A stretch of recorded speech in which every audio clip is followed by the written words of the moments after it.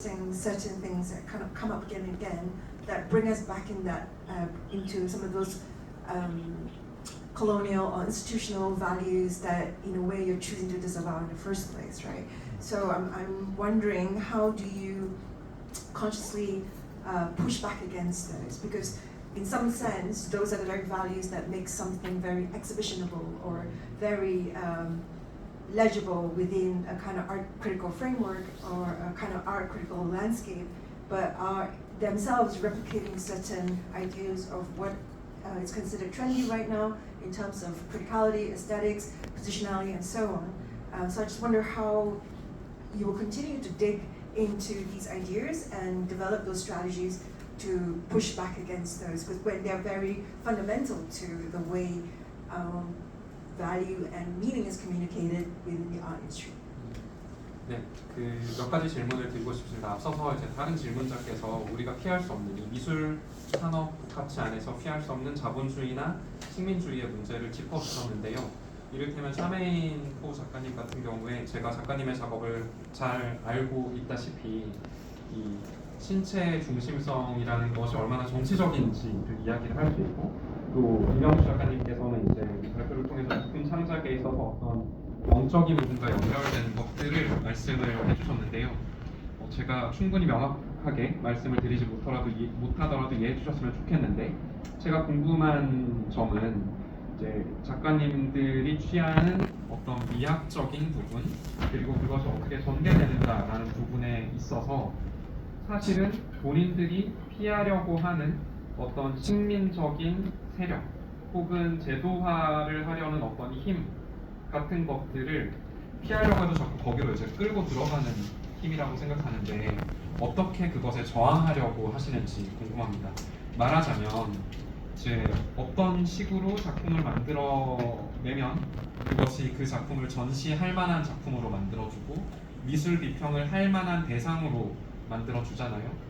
요즘에 어떤 뭐 교차성이랄지 위치성이랄지 이런 것들을 상당히 많이 이야기를 하지만, 이런 논리를 따르는 것은 사실 이것을 배반하는 것이기도 해서 제 가치와 의미라는 걸 생각해 보았을 때 어떻게 벗어나려고 하는데 자꾸 끌고 들어가는 그런 힘들에서 벗어나려고 의식적으로 피하려고 저항하려고 하시는지 이야기를 들어보고 싶습니다.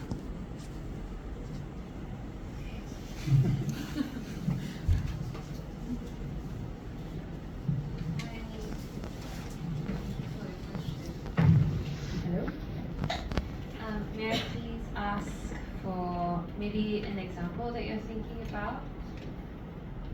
In terms of your work? And yeah, in terms of maybe what you want us to point towards or direct our answers towards. Okay, I guess initial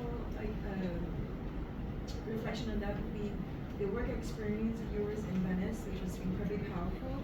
I really enjoyed. Congratulations again. The work of yours in Venice, looked at the very specific relationality within those relationships, took care to let them unfold in a particular sensitive and also gave them time and space within the way it was shot, right? And the focus very much became of, how do I put it? There was a kind of aesthetics that was quite gentle in the way that it held itself back to letting the relationality be center stage, right, in the storytelling. So I found that very moving.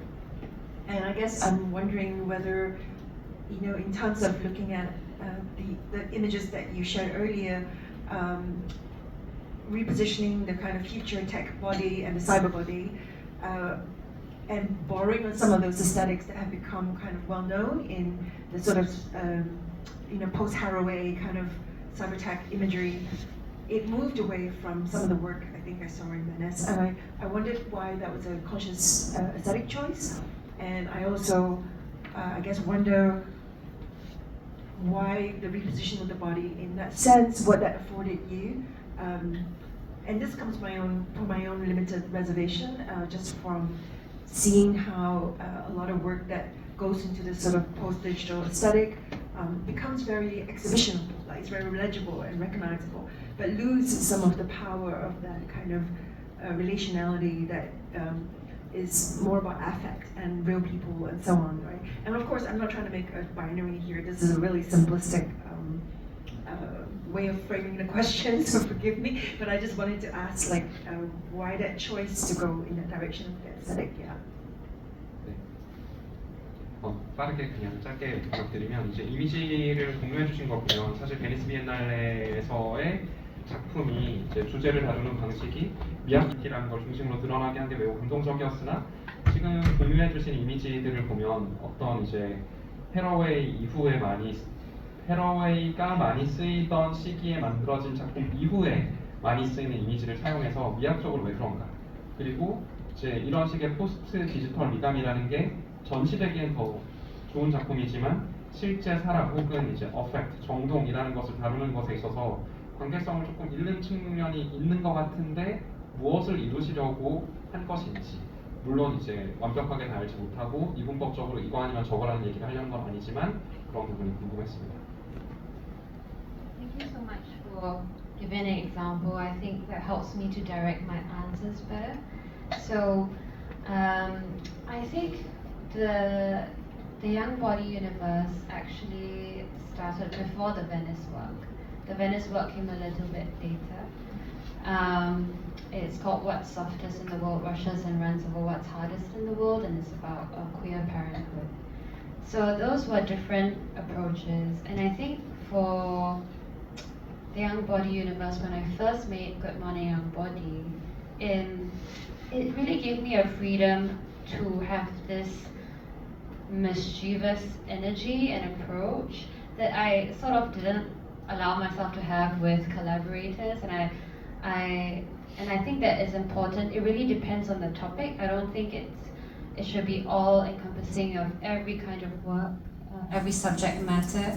But when dealing with my body and the 12-year-old girl, this was a point of entry that could be so wild and kind of offered this freedom, and so I wanted to take it and run with it.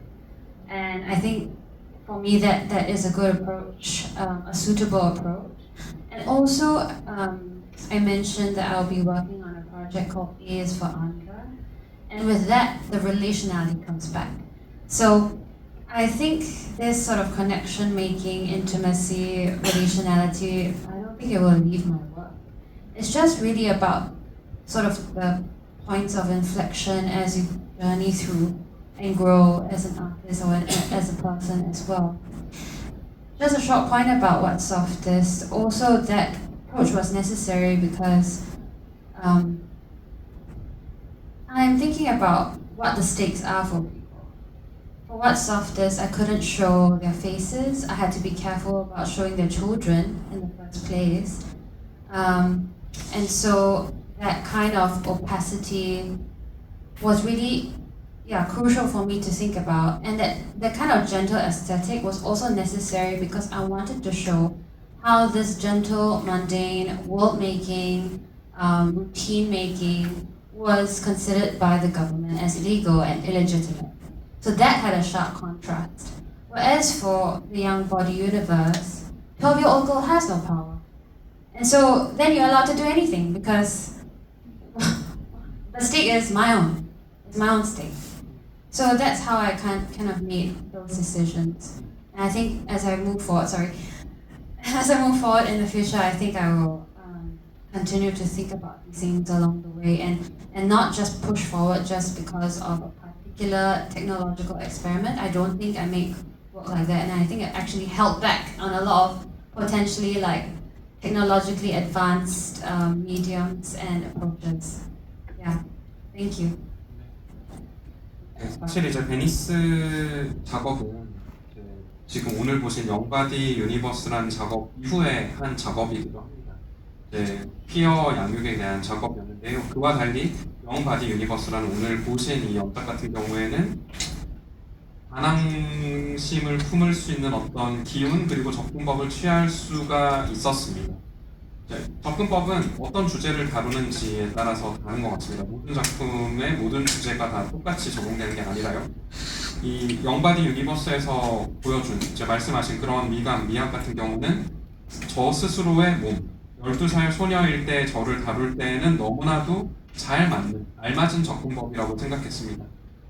발표에서 이제 간략하게 언급드렸지만 A is for Andra 같은 작업 같은 경우에는 다시 이제 릴레이셔널리티, 관계성이라는 것이 도입이 되는 작품이기도 하고요. 이런 여러 가지 접근 방식이 실은 한 명의 작가로서 또 한 명의 인간으로서 성장하면서 갖가지 방식을 취하게 된다고 말씀을 드리고 싶습니다. 그리고 작품을 만들 때 같이 하는 사람들에게는 또 무엇이 중요한가도 생각을 합니다. 베니스 작품 같은 경우는 이제 젠틀한 에스테틱이라고 말씀을 주셨는데 어떻게 누군가에게는 이제 피어로서 자신의 자녀들을 양육한다는 아주 일상의 아주 미미한 세계 만들기, 루틴 만들기가 정부의 눈으로 봤을 때는 불법인지를 다루는 작품이었기 때문에 그들의 얼굴을 노출하거나 혹은 아이들을 직접적으로 보이거나 하는 것에 있어서 조심해야만 했습니다. 하지만 영바디 유니버스 같은 경우에는 제 스스로의 이야기이기 때문에 저에게 이제 힘이 있고 무엇이든 할 수가 있었습니다. 그리고 이렇게 작업들을 진행을 하면서 이제 앞으로 할 작업들에 있어서도 어떤 것들이 기술적으로 가능하고 실험할 수 있다고 해서 그것을 무조건적으로 밀어붙이고 싶지는 않습니다. 오히려 이제 한 걸음 접고 그것을 바라보는 입장에 가깝다고 하겠습니다. 그걸 좀 실험해보고 싶다는 생각으로 하게 되고요. 그러니까 일반적으로 미술관에서 잘 관람되지 않는 방식으로 작업을 해본다든지 이번에 같은 경우에 아주 긴 영상을 쌓아서 작업을 해봤었고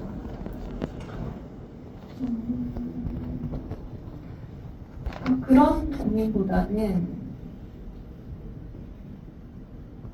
작업하면서 어쨌든 혼자 작업하게 되지 않는 것 같아요. 점점 저뿐만 아니라 저는 같이 공부를 한다고 느끼는데 프로듀싱을 해주시는 분도 그렇고 뭐 촬영이나 음악 하시는 분도 그렇고 어쨌든 그게 제가 가진 고유성과 멀어질 때도 있고 그리고 거기서 배우는 것도 있고 근데 어쨌든 그게 작업을 하면 할수록 제가 혼자 이렇게 생각하고 혼자 생각하는 것들이 저렇게 길이 잃어버리는 웹사이트 같은 게 되는 거죠.